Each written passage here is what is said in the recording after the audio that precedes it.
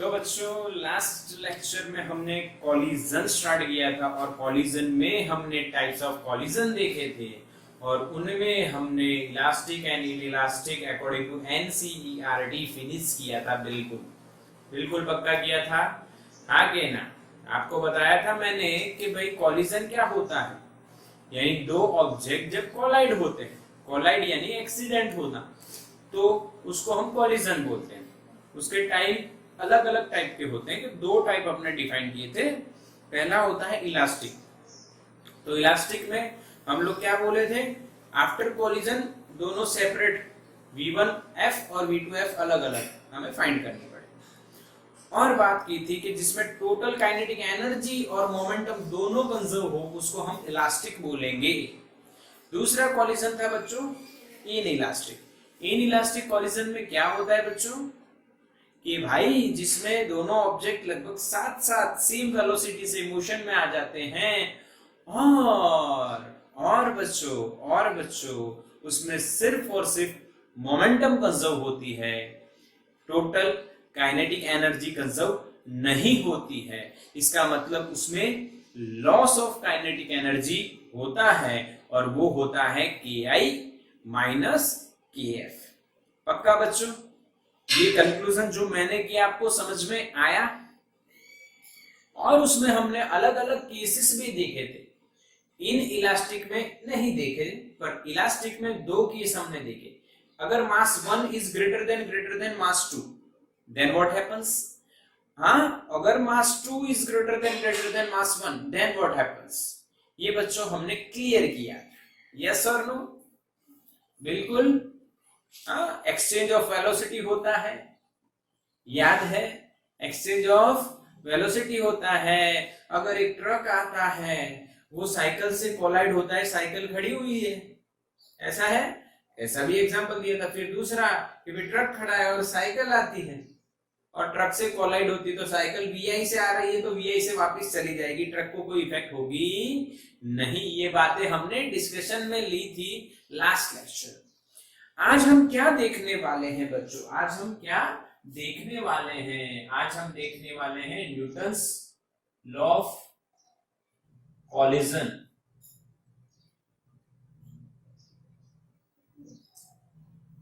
तो बच्चों मैं आज आपको शॉर्टकट बताने वाला हूं कि जिससे आपको क्या बेनिफिट होगा कि ये जो सारे केसेस हो रहे हैं भाई वहां पे फाइनल वेलोसिटी आपको निकालनी है, तो वो फाइनल वेलोसिटी आप सिंपली कैसे निकाल सको, ये सबसे बड़ा क्वेश्चन होता है। या तो आप उसको बार बार लिख के रट्टा लगाइए जो एनसीईआरटी में इक्वेशंस आपको दिए हैं, या फिर न्यूटन्स लॉ ऑफ कॉलिजन पढ़ के एक shortcut trick for JEE and NEET आप बना लीजिए। ठीक है, तो मैं आपको बना के दूंगा, सो डोंट वरी। हम लोग अभी देखते हैं किस तरह से Newton's law of collision work करता है। अच्छा, न्यूटन ने क्या कहा ये समझते हैं। तो बच्चों बिफोर कॉलिजन बच्चों क्या होता है? बिफोर कॉलिजन क्या होता है ये आपको मैं बता रहा हूं। ये M1 है, ये M2 है, this is M2, this one is M1. M1's initial velocity is V1I, M2's initial velocity is V2I. In NCERT V2I is 0. आगे ना बच्चों, M2 को हमने रेस्ट पे माना हुआ था और उससे हमने स्टडी की और इक्वेशन बनाया, बट क्वेश्चंस में अगर ये रेस्ट पे नहीं हुआ तो क्या करोगे मेरे बच्चों? तो क्या करोगे? तो यहाँ पे ध्यान देना और कुछ नहीं। आइए, आफ्टर कॉलिजन क्या हो रहा है? आफ्टर कॉलिजन अब वो इलास्टिक है या इनइलास्टिक उसकी बात नहीं कर रहे हैं हम लोग ऐसे कर रहे हैं भाई M1 और M2 है और उनकी जो फाइनल वेलोसिटीज है V1 final and V2 final. Okay, ये हमें फाइंड करनी है, ये हमारा टारगेट है। अब यहां पे एक बात आप क्लियर करो कि क्या V1I is greater then V2I? Yes or no? Then and then collision will happen. Otherwise ये कभी कोलाइड ही नहीं होंगे ना। अगर पीछे वाला जो भाग के आ रहा है M1 वाला मास वो M2 को धक्का देने वाला है, वो धक्का कब दे पाएगा कि V1I एंड V2I से ज्यादा हो, तभी ये पॉसिबल है। ठीक है। बिल्कुल क्लियर। और यहाँ पे आपको पता चल जाएगा कि भाई V1F is less than V2F। Collision जिसको धक्का लगा बच्चा लोग, वो धक्का लगा तो वो ज्यादा वेलोसिटी से भी जा सकता है, या वो बहुत भारी है तो वेलोसिटी उसकी ज्यादा चेंज नहीं होगी। किसकी चेंज होगी? m1 की, वो वापिस आएगा। तो ये आप लोग बातें समझ सकते हो। इसमें कोई बड़ा कोई छोटा हो सकता है, हाँ, बट ये कंफर्म है, ये कंफर्म है बच्चों कि ये होना ही चाहिए, तभी कॉलिजन होगा, तभी कॉलिजन होगा। ओके, पक्का कि नहीं? क्या मेरी बात समझ में आ रही है या बाउंस जा रही है बच्चा लोग? बताओ, समझ में आ रही है या बाउंस जा रही है? जो मैं कह रहा हूं आपको बिल्कुल समझ में आ रही है, ये आप कंफर्मली कह सकते हो। यहाँ पे आप कंफर्मली नहीं कह सकते, it depends on the mass, yes और नो। हाँ, बट ये आपको पता है, क्लियर है? बिल्कुल क्लियर, सिंपल एकदम। अब बात क्या करनी है? तो न्यूटन ने क्या कहा लॉ ऑफ कॉलिजन में, ये ध्यान से सुनना है। The ratio of relative velocities after and before collision is always constant. Again, the ratio of after and before collision is always constant, and this constant is called restitution, coefficient of restitution। समझ में आया बच्चों? coefficient of restitution, coefficient of restitution which is denoted by E। उसकी बात की किसने? Newton ने। Newton's law of collision में क्या बात की बच्चों? The ratio of relative velocities after collision and before collision is always constant and which is known as coefficient of restitution. पक्का बच्चा लोग? Okay okay. तो इसके बारे में आपको मैं बता दूं तो आपको क्या लिखना है? रिलेटिव वेलोसिटी इन मोड, इन मोड, क्योंकि ये ऑलवेज पॉजिटिव होता है बच्चों।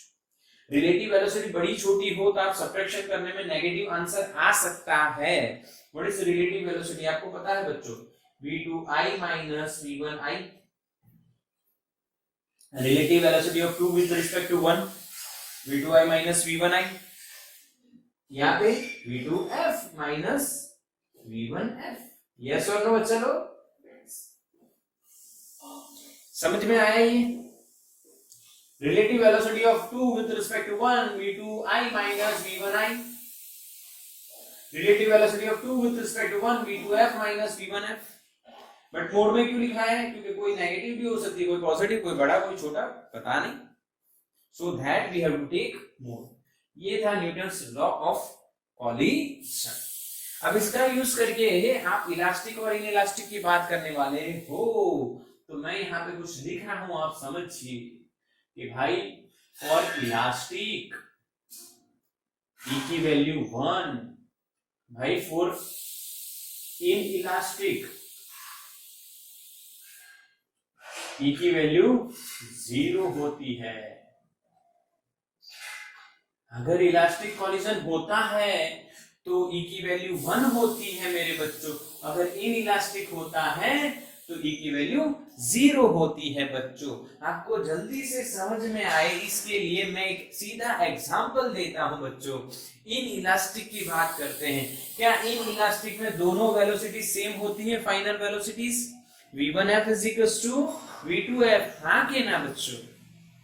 यस और नो? v1f और v2f दोनों इक्वल होती है, तभी तो वो इन इलास्टिक है। अगर ये दोनों इक्वल हो गई, मैंने उल्टा लिख दिया, मैंने बोला तो सही था, वीडियो मिलेगी आपको, चेक कर लेना। मैंने बोला तो सही था। Relative velocity is the ratio of relative velocities after and before collision, ऐसा ही बोल रहा था ना मैं?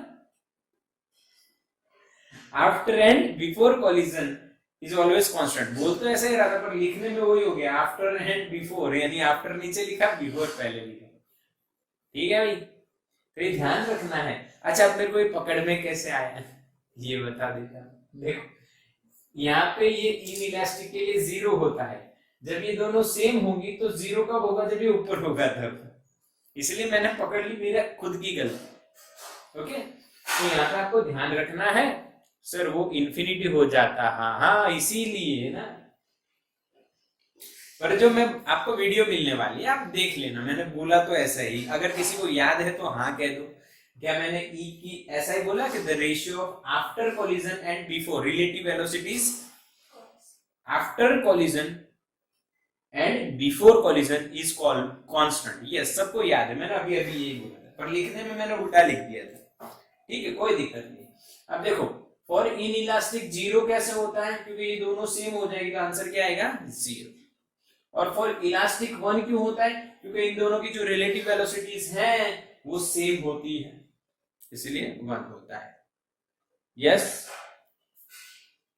यस, क्लियर, कोई डाउट बच्चों?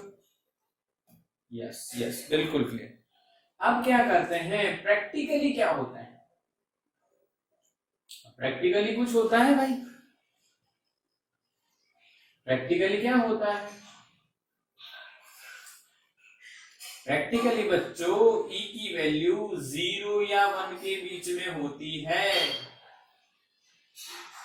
प्रैक्टिकली बच्चों ई की वैल्यू 0 या 1 के बीच में होती है, हाँ के ना? क्यों?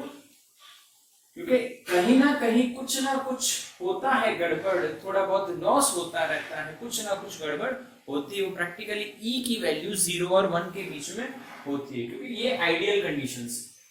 इलास्टिक का मतलब 100% वो इस तरह से मोशन में आएंगे कि दोनों की रिलेटिव वेलोसिटी सेम रहे, और इन इलास्टिक का मतलब फाइनल दोनों की सेम रहे, बट ये पॉसिबल नहीं होता है प्रैक्टिकली, इसीलिए ई की वैल्यू 0 और 1 के बीच में मिलती है। क्या बच्चों समझ में आई मेरी बात?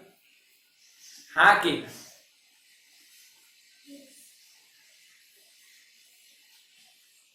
बिल्कुल क्लियर? Yes, okay.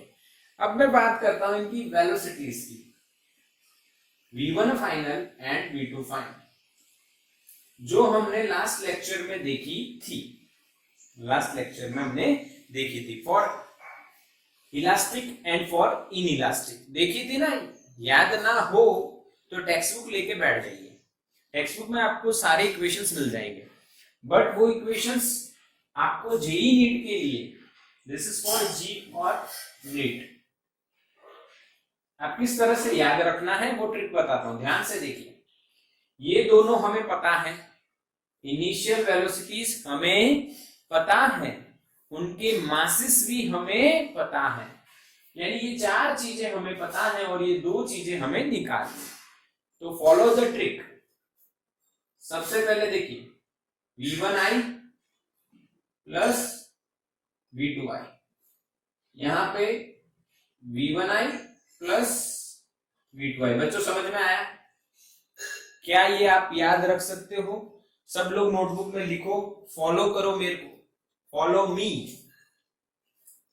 मैं जो लिखवा रहा हूं उसको फॉलो करो बच्चों, जो मैं कह रहा हूं उसको समझो मेरे बच्चों।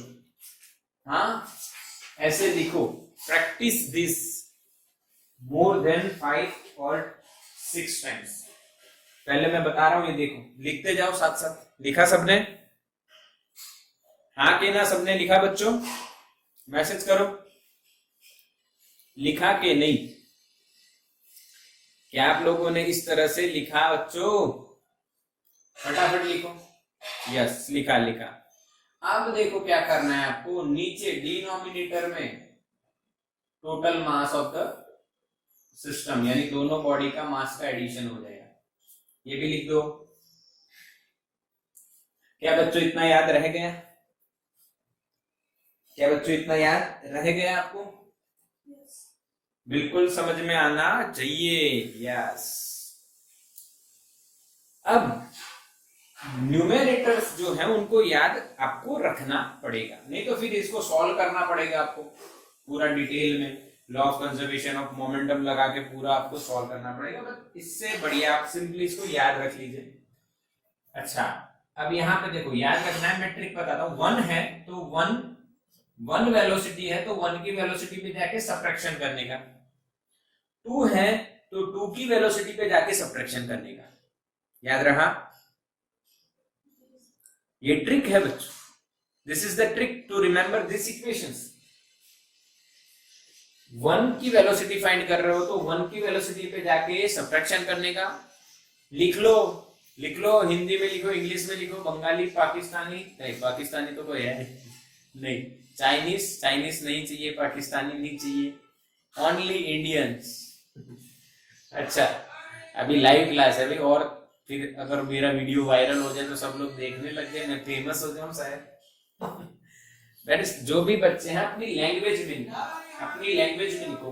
1 की वेलोसिटी फाइंड करनी है तो 1 की वेलोसिटी पे जाके सब्ट्रैक्शन और 2 की वेलोसिटी पे जाके एडिशन। समझ में आया? 1 की वेलोसिटी फाइंड करनी है तो 1 की वेलोसिटी पे जाके सब्ट्रैक्शन। तो पहले वो बता देता हूं, देखो 1 की तो 1 पे आएगा m1 माइनस m2 इंटू ई।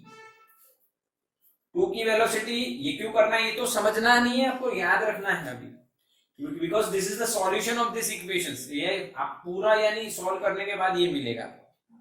अब 2 फाइंड करना है तो 2 पे जाके सब्ट्रैक्शन, तो 2 माइनस 1 इंटू ई। क्या बच्चों समझ में आया? 1 की वेलोसिटी फाइंड करनी है तो 1 की वेलोसिटी पे जाके सब्ट्रैक्शन 1 माइनस 2, 2 की वेलोसिटी फाइंड करनी है तो 2 की वेलोसिटी पे जाके सब्ट्रैक्शन 2 माइनस 1 इंटू ई। पक्का के नहीं? बिल्कुल क्लियर सुनाई दे रहा है? क्लियर दिख रहा है ना? चलो बढ़िया। 1 की वेलोसिटी फाइंड करनी है तो 1 पे जाके सब्ट्रैक्शन, 2 की वेलोसिटी फाइंड करनी है तो 2 पे जाके सब्ट्रैक्शन बच्चों। अच्छा, अब 1 की वेलोसिटी फाइंड करनी तो 2 पे भी तो जाना पड़ेगा और 2 पे जाके एडिशन करेंगे। क्या करेंगे? 2 पे जाके addition 1 plus e into m2, 1 plus e into m2। और 2 की वेलोसिटी फाइंड करनी है तो 1 की वेलोसिटी पे जाके एडिशन, क्या होगा 1 प्लस ई, यहाँ पे 2 के पास गए थे तो 2 आया था, यहाँ पे 1 के पास आए तो 1 आएगा। क्या बच्चों याद रहा? क्या बच्चों याद रहा? दोनों इक्वेशन बस आप याद कर लीजिए, इतनी सी बात याद कर लो तो कॉलिजन आपका पक्का। हाँ, कॉलिजन आपका पक्का हो जाएगा बच्चों। क्लियर है कि नहीं? बिल्कुल क्लियर होना चाहिए मेरे बच्चों, ये समझ में आना चाहिए। 1 की वेलोसिटी फाइंड कर रहे हो तो 1 पे जाके सब्ट्रैक्शन, 2 की वेलोसिटी फाइंड कर रहे हो तो 2 पे जाके सब्ट्रैक्शन, सेम पे जा रहे हो तो सब्ट्रैक्शन, ऑपोजिट पे जा रहे हो तो एडिशन। 1 प्लस ई, 1 प्लस ई, 1 प्लस ई इंटू m2, ये याद रखना है। 5-6 बार लिखिए, याद रह जाएगा बच्चों, इसको याद रखना ही है। इसके बाद एक बात करवा देता हूं, हेड ऑन कोलाइजन और कॉलिजन। हेड ऑन कॉलिजन किसे कहते हैं? ध्यान से देखिए, ये बिफोर और ये आफ्टर, इनकी जो वेलोसिटीज हैं वो along the line of collision हो तो इसको हेड ऑन बोला जाता है। हेड ऑन कॉलिजन, कौन सा कॉलिजन बच्चों? Head on, along the line of collision, ये लाइन ऑफ कॉलिजन है, उसके अलोंग ही इसकी वेलोसिटीज हो तो इसको कौन सा कॉलिजन बोला जाता है बच्चों? Head on collision. क्योंकि ऐसा नाम आप कहीं क्वेश्चन में सुनोगे तो आपको आना चाहिए। बाकी इसमें कुछ करना नहीं है, कुछ नया लॉजिक नहीं लगाना, इक्वेशन सारे यही लगेंगे, पर ये एक शायद ये वर्ड आ जाए तो भाई velocities are along the line of collision.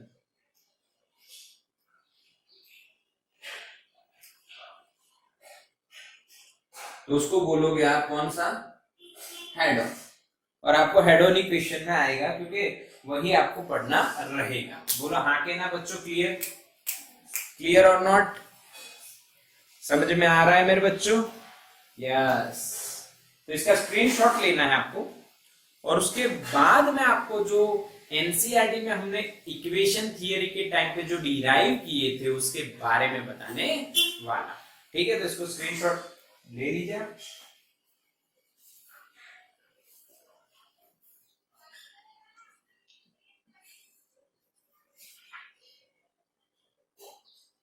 Done? Done के नहीं बच्चों? ओके। अब हम बात करते हैं, यहां पे मैं दो इसको हटा देता हूं, ठीक है। अब मैं यहां पे आपको एक बात बताऊंगा, यहां पे मैं कॉलिजन लिखने वाला हूं, ठीक है। जो हमने एनसीईआरटी में अभी डिराइव किया था, एनसीईआरटी यानी क्लास लेक्चर में, उसमें हमने क्या डिराइव किया था? तो पहले मैं बता रहा हूं आपको इन इलास्टिक। उसके लिए आपका जो इक्वेशन आएगा बच्चों, वो सिर्फ V2F आएगा, सॉरी नॉट V2F, सिर्फ VF आएगा, ठीक है, क्योंकि दोनों साथ साथ चलते थे। तो VF, या फिर आपको इसको लिखना है तो V1F is equal to V2F, दोनों सेम हो जाएंगे। अब इन इलास्टिक के लिए आपको E की वैल्यू क्या रख देनी बच्चों? 0। और एनसीईआरटी के केस में हमने V2I को क्या माना था बच्चों? 0। ये रेस्ट पे था इन एनसीईआरटी। क्या बच्चों एग्री? क्या बच्चों समझ में आ रहा है? E is equal to 0 for inelastic, but V2I is 0 in NCERT. एक केस, स्पेशल केस लिया था। तो अब इसका VF कितना होगा? चाहे इसमें रखो चाहे इसमें, आंसर जो एनसीईआरटी में दिया है, जो हमने लास्ट लेक्चर में डिराइव किया था, वही आ जाएगा। देखो V1F से लिखते हैं। तो सबसे पहले V2I 0 है, तो इसको भूल जाना है, बचाइए। तो बच्चों आंसर क्या आएगा? M1 upon M1 plus M2 into V1I। अरे हाँ के ना, E is 0, तो M1 बचेगा, M1 प्लस M2 नीचे बचेगा, तो M1 upon M1 plus M2 into V1I। Yes और नो बच्चों? क्या अब आपको एनसीईआरटी का जो इक्वेशन है वो रट्टा लगाने की कोई जरूरत नहीं है बच्चों? अब जेई नीट में हालांकि समझना, अगर V2I is not equal to 0, then यहाँ पे V2I कैसे आएगा? इफ V2I इज नॉट 0, तो ये इक्वेशन पूरा क्या बनेगा? यहाँ पे E0 M1 upon M1 plus M2 into V1I, और यहाँ पे 0 M2 upon M1 plus M2 into V2I। You can also solve this type of questions if V2I is not 0, क्योंकि एनसीईआरटी में ये बताया नहीं गया बच्चों, मैंने आपको बताया। लॉजिकली बात क्लियर हुई? इसका स्क्रीनशॉट लो फटाफट जल्दी से, हो जाए तो मैसेज करो डन। चलो, यानी एनसीईआरटी के इन इलास्टिक की बात हमने खत्म कर दी। अब सेकंड क्या है? एनसीईआरटी के हिसाब से इलास्टिक। तो इलास्टिक की जब बात करोगे तो E की वैल्यू आपको क्या रखनी है बच्चों? 1। तो यहाँ पे आपको V1F और V2F दोनों के इक्वेशन मिल जाएंगे। उसमें दोनों सेम थे इसीलिए एक इक्वेशन लिया था, इसमें दोनों अलग अलग मिलेंगे, तो दोनों के इक्वेशन कैसे बनेंगे? तो V1F देखिए, इसमें ये वैल्यूज पुट ऑन कर दीजिए। तो इसको तो भूल जाना है, because in NCERT V2I is 0। एक केस लिया जिसमें V2I इज 0, तो इसको भूल जाना है। रहा ये दोनों का। तो पहले बात करते हैं V1F, उसमें E की वैल्यू 1 रखो। तो E की वैल्यू 1 रखोगे तो बचेगा क्या ऊपर? M1 minus M2 upon M1 plus M2 into V1I। आ गया बच्चों? क्लियर कि नहीं? बिल्कुल, ये याद रखना है, और इसको 5-7 बार कर लोगे ना तो आपको यानी ओरली हो जाएगा। नीचे सब में M1 प्लस M2 आ रहा है, इधर V1I V2I आ रहा है, 1 है तो 1 पे सब्ट्रैक्शन है 2, और 1 है तो 1 2 पे एडिशन। ठीक बच्चों, 2-4 बार आप या 5-7 बार आप कर लीजिए, हो जाएगा। अब V2F में आपको E की वैल्यू 1 रखनी है, तो बच्चों यहाँ पे E की वैल्यू 1 रखो तो 1 प्लस 1 क्या हो जाएगा मेरे बच्चों? 2 M1 upon m1 plus m2 into v1i। बोला आ रहे हैं आंसर? चेक करो, क्रॉस चेक करो, क्रॉस चेक करो, बन रहे हैं क्या ये? यस। तो बच्चों ये सिंपल तरीका लगा के नहीं बताओ, जी नीट के लिए ये जो हमने इक्वेशन बनाई, जो कॉन्सेप्ट लिखा है, ये आपको दोनों इक्वेशन एनसीईआरटी में लिख देने चाहिए और ये बातें भी लिख देनी चाहिए। अब मेरी एक और बात समझिए, अगर प्रैक्टिकली ई की वैल्यू आपको चेंज करके दी हो तो, यानी ई की वैल्यू मैं आपको बता देता हूं बच्चों, मान लीजिए आपको दी हो 0.3, तो यहाँ पे ई की वैल्यू 0.3 हो तो आपको यहाँ पे 0.3 और 0.3 लिखना रहेगा, बस और कुछ भी नहीं। या तो 1 हो सकती है, या तो 0, या 1 और 0 के बीच में। अब चाहे कोई भी टाइप का आपको कॉलिजन का कोई भी टाइप का क्वेश्चन बना के दें बच्चों, तो आपको 101% आना ही चाहिए। इन इलास्टिक में एक और बात आपको याद रखनी है कि एनर्जी का लॉस होता है, और वो लॉस कैसे मिलेगा?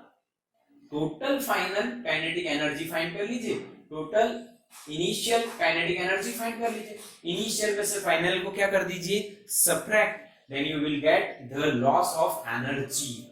इक्वेशन एनसीईआरटी में जो दिया हुआ है उसको रट्टा लगाने की जरूरत नहीं है, वो फॉर अ स्पेशल केस है जिसमें v2i क्या माना गया है, 0। अगर v2i 0 है तो वो याद रह जाए तो कोई भी बुराई नहीं है, हालांकि वो मुझे याद है, half m1 m2 upon m1 plus m2 into v1i square. क्या बच्चों मैं सही बोला? चेक कर, half m1 into m2 upon m1 plus m2 into v1i का स्क्वायर। बच्चों वो याद रह जाए तो कोई बुराई नहीं है, फिर भी आपको ये बातें मेरी कुछ कुछ याद होनी चाहिए बिल्कुल क्लियरली। हाँ, तो स्क्रीनशॉट ले लो इसका। तो बच्चों स्क्रीनशॉट ले लिया आपने, तो अब हम कुछ सम्स कर लेते हैं अकॉर्डिंग टू एनसीईआरटी। पहले चलते हैं, फिर हम इसके अपने मॉड्यूल्स में से कुछ क्वेश्चंस करेंगे जो आपको बिल्कुल पक्का होना चाहिए, आपको आने ही चाहिए। और कुछ भी नहीं है बेटो, एक सिंपल लॉजिक चल रहा है जो मैंने अभी बताया आपको, बस वही फॉलो कर दो, खत्म, बहुत इजी हो जाएगा। v1f, अब यानी आपको इक्वेशन पूछ लिया जाए बच्चों, चलो ठीक है मैं पूछ लेता हूँ। चलो सोचो कि v1f का इक्वेशन क्या था, तो आप कैसे याद रखोगे, ये खास तरीका है। अगर आपको v1f का इक्वेशन लिखना है तो आप पहले तो denominator m1 plus m2 into v1i plus denominator m1 plus m2 into v2i लिख दोगे, और 1 है तो 1 पे सब्ट्रैक्शन यानी m1 माइनस m2e, और 2 है तो 2 पे एडिशन यानी m1 plus e into m2। अरे हाँ के ना बच्चों, इसको 2-4 बार या 5-10 बार माइंड में रिवाइज भी करो ना तो बिल्कुल सिंपली आपको याद रह जाएगा। चलो चलो चलो चलो आगे चलते हैं। एनसीईआरटी का एक बढ़िया सा एग्जांपल दिया हुआ है, चलो पढ़ते हैं। Slowing down of neutrons. अब बच्चों न्यूट्रॉन को स्लो कैसे किया जाए, और आपको इक्वेशन आएगा न्यूट्रॉन को स्लो क्यों करना है। तो बच्चों स्टैंडर्ड नंबर 12 में आप ये पढ़ने वाले हो, fusion and fission process, standard number 12, reactor, nuclear reactor. Nuclear reactor जो है बच्चों, वो रिएक्टर के बारे में आपने आयरन मैन में पढ़ा ही होगा। आयरन मैन यहाँ पे क्या लगा के रखता है, क्या होता है बताओ, रिएक्टर ही होता है ना, आर्क रिएक्टर होता है यहाँ पे। अब वो रिएक्टर में उसकी बात नहीं पता है, आर्क रिएक्टर होता है वो, उसमें एक आर्क होता है, सर्कुलर होता है, ट्रायंगुलर होती है, यानी एक लाइन होती है वायर की, वो पता नहीं है क्या है, हम लोग उसकी डिस्कशन में नहीं पढ़ रहे हैं, हम लोग रिएक्टर की बात करते हैं। न्यूक्लियर रिएक्टर में बच्चों यूरेनियम जैसे जो रेडियो एक्टिव एलिमेंट्स है उनको तोड़ा जाता है। अब उनको तोड़ने की जो प्रोसेस है उसमें हमें स्लो न्यूट्रॉन चाहिए, फास्ट न्यूट्रॉन नहीं, स्लो न्यूट्रॉन चाहिए, फास्ट वाला नहीं, एकदम स्लो वाला। तो उसके बेसिस पे ये क्वेश्चन है, समझ में आया? ये आप लिख भी सकते हो इसको स्टैंडर्ड 12 में, ऐसे रिएक्टर में ही आएगा। Okay, in the nuclear reactor a neutron of high speed typically 10⁷ meter per second must be slowed to 10�3 meter per second.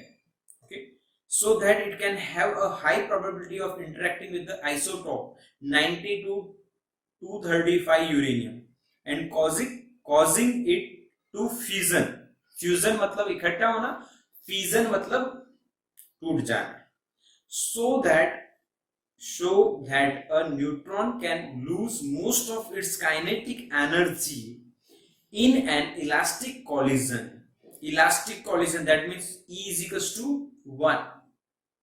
Okay, so that a neutron can lose most of its kinetic energy in an elastic collision with a light nuclei like deuterium or carbon. Deuterium मतलब 1s2, carbon मतलब 6c12, which has a mass of only a few times of neutron mass, यानी neutron के मास से थोड़ा गुना ज्यादा.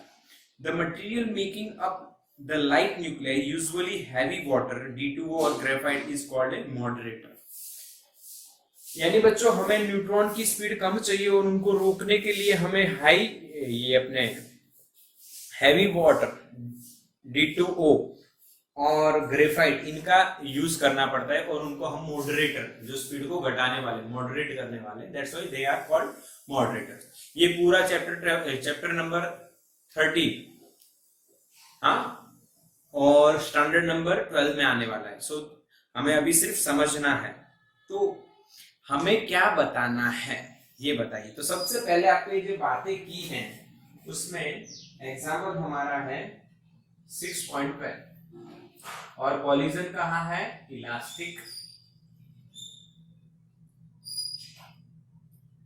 तो बच्चों आप E की वैल्यू क्या लेने वाले हो, 1.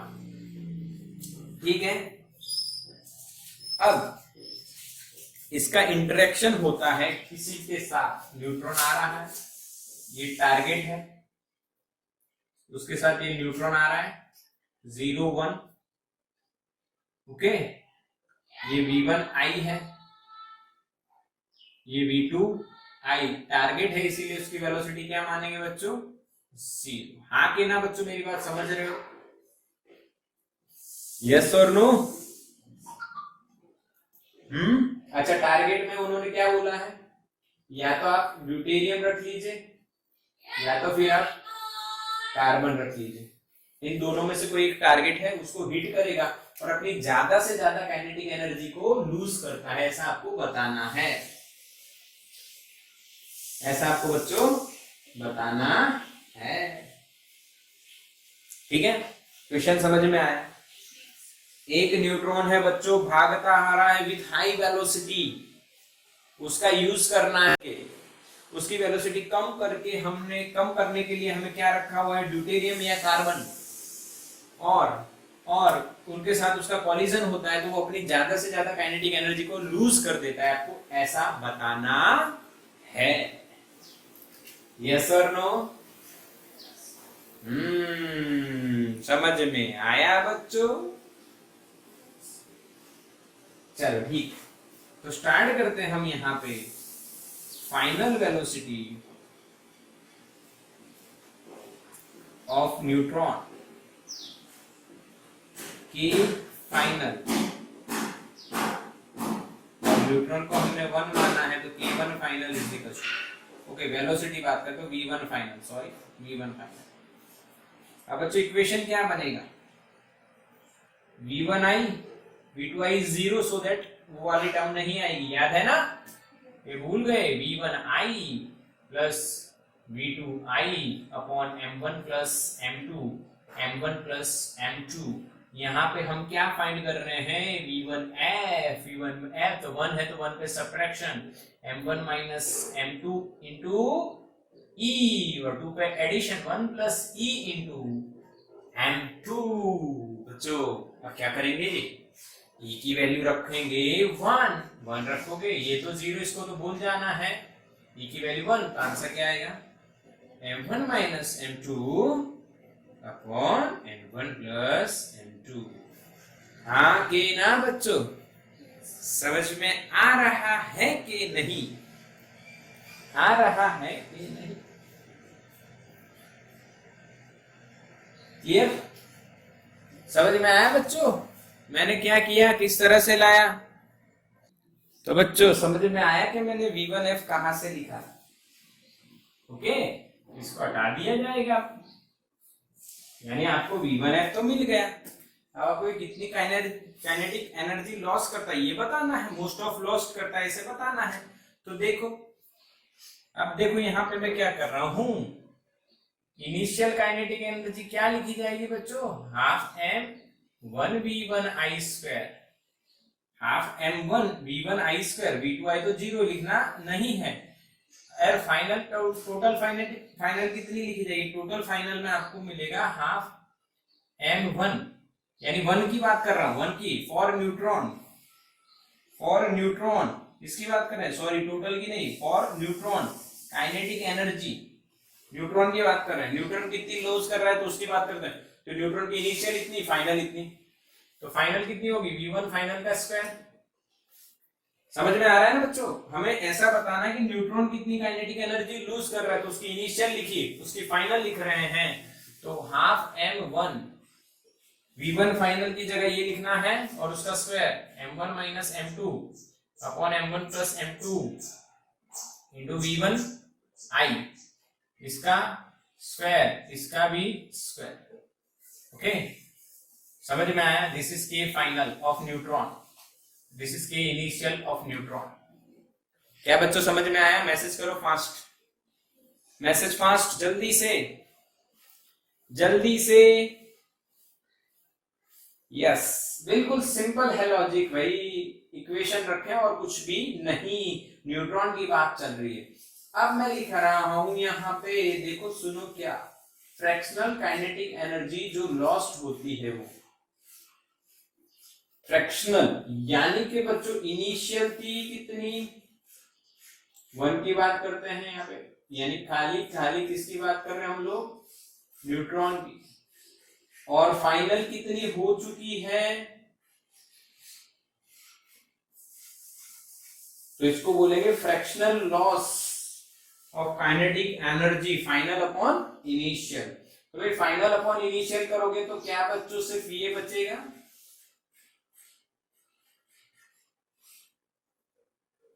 हाँ के ना? यस और नो, क्या यही बच रहा है? हाँ, यस यस यस यस। कोई इसमें दिक्कत आ रही है बच्चों? समझ में आया कि नहीं? फ्रैक्शनल काइनेटिक एनर्जी लॉस्ट किसके द्वारा? न्यूट्रॉन के द्वारा। अब जितना न्यूट्रॉन लॉस करेगा उतना ही फ्रैक्शनल, इस तरह से ध्यान से देखना, काइनेटिक एनर्जी गेन पाए, कौन गेन करेगा? मॉडरेटर्स, उसको आप लिखोगे F2, ध्यान से देखना, इनिशियली K1 आई थी और फाइनल K2F, जो 2 है, ये 2 है भाई और ये 1 है भाई, तो 2 की जो कितनी गेन हुई वो हम लिख रहे हैं। इसको सीधा हिसाब कर दो तो 1 माइनस F1 कर देंगे बच्चों। हाँ के equation number 1 and equation number 2 समझ में आया कि नहीं? टोटल एनर्जी गेन और लॉस का फ्रैक्शन आपको पता है, परसेंटेज पता है, तो कितना आएगा टोटल करोगे तो? यानी एग्जाम में अगर आपने 60% लाए तो आपने लूज कितने किए? 40%। आपने गेन कितने करे भाई? 60%। तो टोटल कितना हुआ? 100%। ये लूज है भाई और ये गेन है, तो टोटल कितना होगा? 100 यानी 1%। बोलो हाँ के ना बच्चों? यस और नो? रीजन दे सकते हो, F1 plus F2 is equals to 1। क्या समझ में आई दोनों बातें? Fractional kinetic energy lost by the neutron and fractional kinetic energy gain by the moderators. Yes और नो बच्चों? यस, क्लियर क्लियर क्लियर, कोई डाउट नहीं, 101% क्लियर बच्चों। अब बच्चों क्या किया जाएगा? अब बच्चों क्या किया जाएगा ये देखिए, आप ध्यान से समझना है, आपको ध्यान से समझना है। अब हमें इन्होंने बोला या तो आप ड्यूटेरियम रखो या तो कार्बन रखो, तो मैं ड्यूटेरियम के बारे में बताता हूं। फॉर ड्यूटेरियम, हाँ स्पेलिंग मिस्टेक हो सकती है, ड्यूटेरॉन है या ड्यूटेरियम है, इक्वेशन में आप चेक कर लीजिए क्या दिया है देखो। मिल तो नहीं रहा, ड्यूटेरियम, ड्यूटेरियम सही लिखा है, अरे वाह। और deuterium, mass of deuterium is twice of mass of neutron.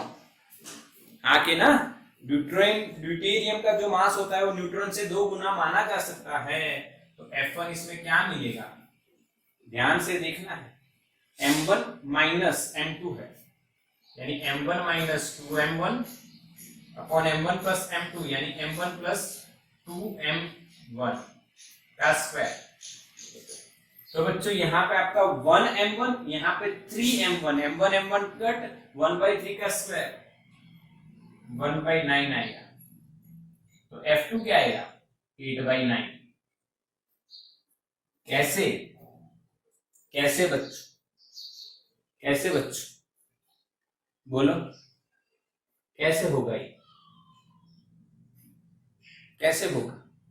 अरे यार ये 1/9 आ गया तो F2 क्या होगा 1 माइनस F1, एक में से 1/9 को निकालो, यानी 1 माइनस 8/9, सॉरी 1/9, तो आपको आंसर क्या मिलेगा 9 माइनस 1/9, तो 8/9। अरे हाँ कि ना बच्चों? अच्छा इसको सॉल्व करो, 1/9 आंसर क्या आता है, कैलसी से सॉल्व करो या बिना कैलसी के सॉल्व करो। चलो चलो चलो 1/9 आंसर बोलो।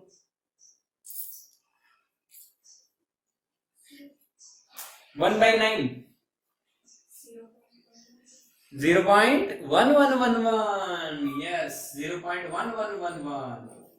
तो ये कितना आएगा, बचा हुआ 8/9, हाँ के ना, यस और नो? अब इसको हटा देते हैं, इसको 0.1 बोल देते हैं, तो ये क्या होगा बच्चों 0.9, यानी कि F1 क्या है, लॉस ऑफ एनर्जी 0.1 है, यानी कितने परसेंटेज बच्चों 10%, और ये कितना हुआ 90%, हाँ के ना, यस और नो? यानी वो 90% लॉस कर देती है, यानी इसने 90% गेन किया। तो कहां से आया, इसी की काइनेटिक एनर्जी से आया ना। ये 10% हुआ, तो जो मॉडरेटर ने जो गेन किया है, जो मॉडरेटर ने जो गेन किया है वो 90% होता है, तो कहां से आया, इसी की काइनेटिक एनर्जी से आया ना।